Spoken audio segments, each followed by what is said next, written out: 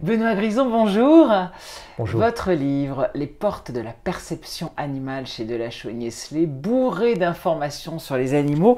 En fait, on se rend compte vraiment que chaque animal a son monde à lui Oui. et que tout ça nous échappe beaucoup. Alors, vous donnez notamment un exemple d'un animal qu'on ne connaît pas bien, c'est le narval. Oui, chaque animal a sa niche sensorielle et pour moi le narval est un des plus beaux exemples parce que c'est une niche absolument inconcevable pour nous. Alors, le narval, c'est ce beau cétacé à dents et à dents très particulières puisque les mâles ont une dent hypertrophiée qu'on appelait autrefois corne et qu'on vendait comme corne de licorne dans le sud de l'Europe, venant de Scandinavie. Bon. Eh bien, on s'est aperçu en fait que cette dent hypertrophiée du narval lui sert d'analyseur physico-chimique de l'eau. C'est-à-dire qu'avec cette dent, il ne fait pas que pêcher, combattre lors des parades amoureuses entre mâles à la période du rut. Non, avec cette dent, il analyse la pression, la salinité, la température de l'eau. Et quel est l'intérêt, me direz-vous? Un narval, c'est un animal social qui vit en groupe et qui migre. Il faut absolument migrer avant que la banquise se forme.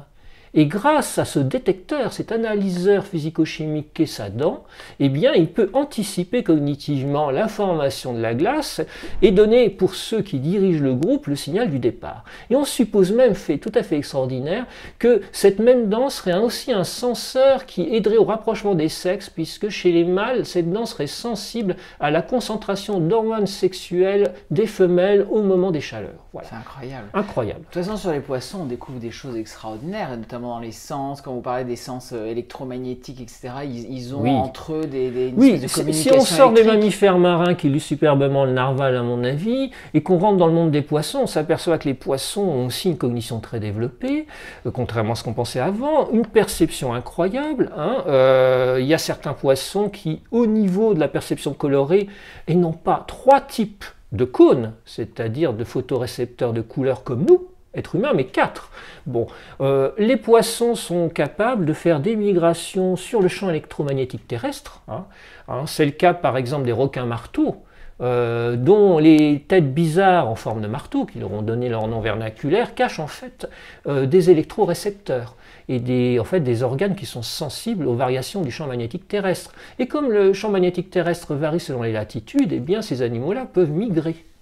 Le champ magnétique terrestre, pour rappel, est maximal à son maximum au pôle et est minimal à l'équateur. Donc vous avez un monde de perception électromagnétique chez les poissons, chez les cétacés, pour revenir au groupe dont fait partie le narval, chez certains dauphins, voilà.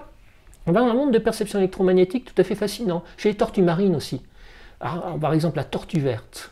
Chelonia midas, qu'on connaît bien sur l'île de la Réunion, qui fait des super migrations, fait des migrations, là encore, électromagnétiques. Mais comme elle joue sur beaucoup de tableaux, comme beaucoup de ces animaux superbement intelligents, car la perception c'est la base de la cognition, donc l'intelligence animale, la tortue verte joue aussi sur l'odeur. C'est-à-dire qu'elle s'oriente globalement dans ses migrations sur le champ électromagnétique terrestre et ses variations, mais quand la terre natale approche où elle va se reproduire, eh bien l'odeur des plantes du littoral perçue par elle lui donne une confirmation qu'elle est dans la bonne direction. Fascinant.